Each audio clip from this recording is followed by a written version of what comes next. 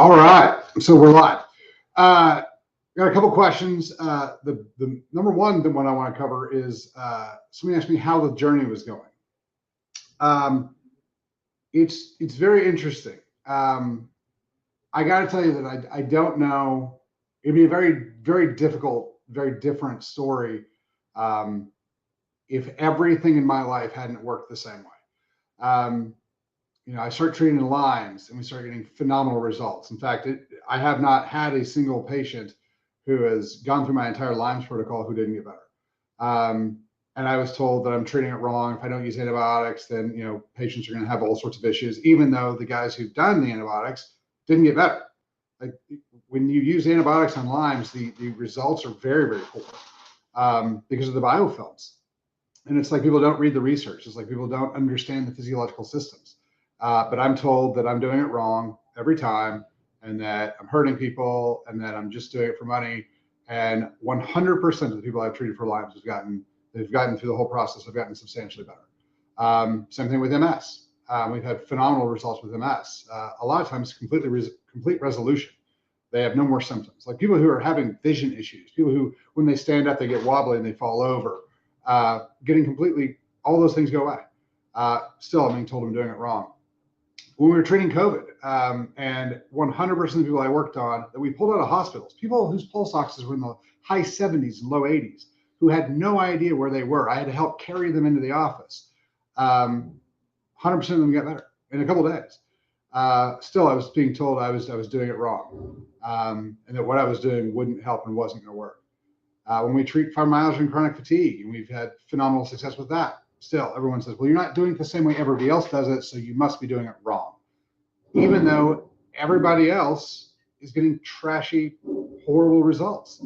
The deal with the calories in, calories out. People are very angry that I'm pushing back against the normal mainstream idea on how the body works, even though, as I pointed out, it's very obvious that calories in, calories out is a trash system, because in, calories out, you have to view proteins and carbohydrates identically as the way they work in the body, and they don't work the same way.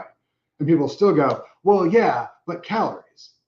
So the fun thing is that what I'm doing is working very well.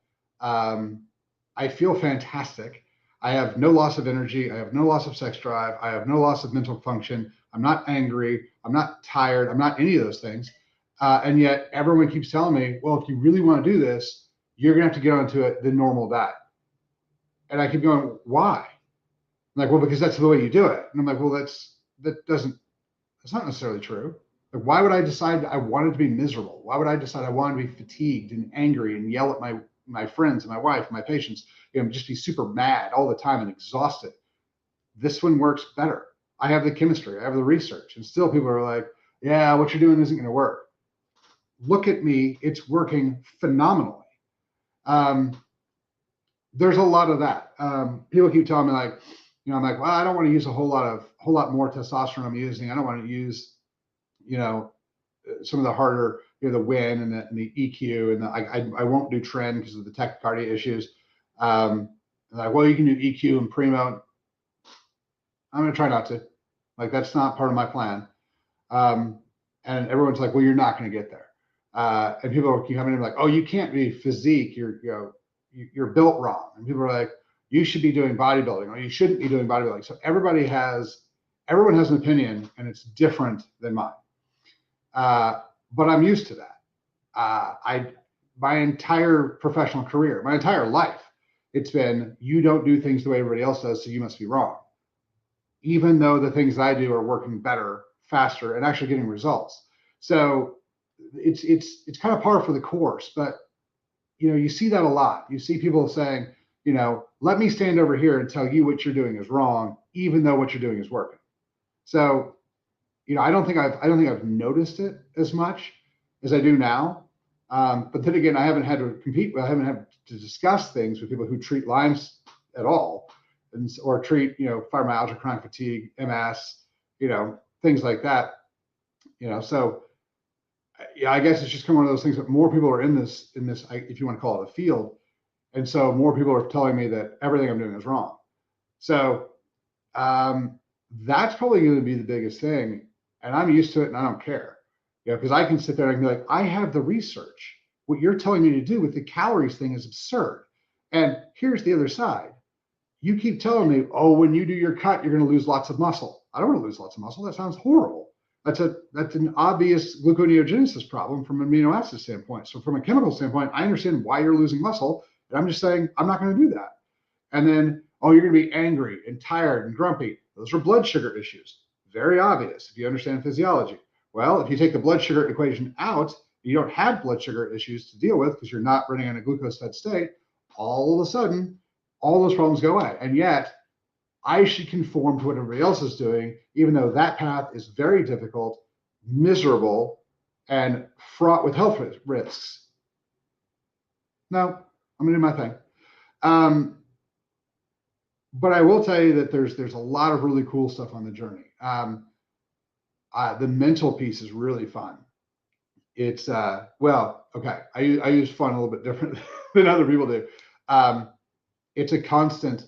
I don't know if this is working, and I got to take my shirt off and look at myself. And every day, one of the reasons I do the check-ins is so that I can look back and be like, nope, I am leaner today than I was 5 days ago. I'm leaner today than I was 10 days ago. So that's been beneficial to me. And one of the other reasons is that I'm doing this as proof. So whenever we get to a certain point and people start watching this stuff and they can go back and watch the whole thing and that type of deal, that's why, because I'm trying to show that this system works, and it works really well. But there are days where it's, oh, the fat content is too high or it's too low, or I got to start worrying about metabolic advantage, which I'll get into metabolic advantage sooner or later. But because I actually got a question about it. So obviously someone who understands chemistry. All right. What metabolic advantage is the idea that a fat is not a fat. So for instance, the research on nuts, for example, almonds. If you eat the almond, you get, and these numbers are gonna be wrong because I read the research yesterday, you get like 20%, 27% absorption of the fat if you eat the almond. If you roast the almond, the fat absorption goes to 33%. If you blend the almond up to almond flour, it's like 40%. If you drink the almond oil or like peanut oil, it's going to go up to like 45 or 50% absorption of the fats, because it's easier for the body to absorb fats once they've been the further down the chain that they've been processed or broken down. So when you add fiber to things, it radically decreases the absorption function. So that like the pizza stuff I was eating had a ton of fiber with it, so the fat content was altered or decreased from that. So that's metabolic advantage. We're not going to talk a lot about that because there's a lot of chemistry in that, and there's a lot of if that then this type of thing. And so I'm just going to try to focus on the difference between calories in, calories out versus actual physiological biochemistry. We can get into metabolic advantage once everybody understands that fats, carbohydrates, and proteins, or specifically carbohydrates and proteins, are not the same thing, and they don't work the same way in the body, and we can start ditching the calories in, calories out. Once we start getting that hurdle done, then I'll start explaining how metabolic advantage works. But that's another piece that I'm toying with in my head, I'm playing with. And I want to eat pizza every time I eat because I love the pizza. However, people have been asking, what else is on the diet? And so, all right, if I'm doing this to help other people, I'm going to run through and eat different things. So, that's the other thing. Journey's been great though. I love literally waking up every other day and looking at myself and being like, yep, diet's working, everything's working. And then coming to work and working all day and helping people do stuff and, not feeling angry, not feeling tired, not feeling, miserable. I feel fantastic. It's really simple when you break down the biochemistry as to how this works. And it's shocking to me that other people aren't doing it. But there's a normalcy thing where everybody needs to do the same thing everybody else does because that's just the way you do it. And for some reason, everyone keeps up with that. And they're like, well, I'm going to do this because this is the way it works. And I'm not saying it doesn't work. I'm just saying maybe there's a better way. If you rode your bicycle to work every day, you would get there and that would work. And I'm not saying riding a bicycle to work wouldn't get you there. I'm just saying, if it's raining and cold outside, it'd be faster and more comfortable in a car. But if you want to ride your bike, ride your bike. I'm not saying it doesn't work. I'm just saying that maybe there's a better way.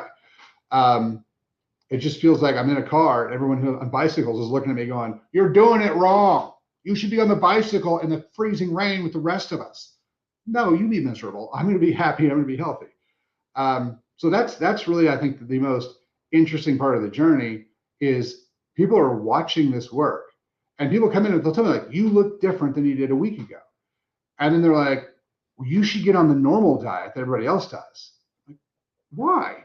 What, the whole like, don't tell somebody it can't be done while you watch them do it. Like, I've never seen that quote more epitomized in what I'm doing and any other thing I've done than this journey. So this diet works really, really well. You again, I do everything differently. So I don't think you should fast without taking supplementation, because your body gets all the nutrients and all the ATP creation it gets from, good morning, Liz, all of the ATP generation it needs from your fat, but it still requires all those coenzymes, the CoQ10, the methyl B vitamins, the omega-3 fatty acids, all the amino acids. So you still require all those things. And fasting for 8, 10, 12, 24 hours without using some type of collagen and just allowing your body to destroy and rip apart your muscle tissue, I think it's a terrible plan. But again, everybody can run it however they want. So that's kind of been the biggest thing on the journey, and I'm already way long. So, but that's kind of where we're at. So if you guys have questions, hit us up, questions@chalmerswellness.com. We'll start doing some more of these things, and then we'll start doing some more stuff. Just follow us, Dr. Chalmers 1, Instagram, YouTube,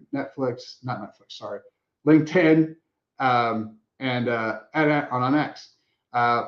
Thanks for your time. Talk to you guys later.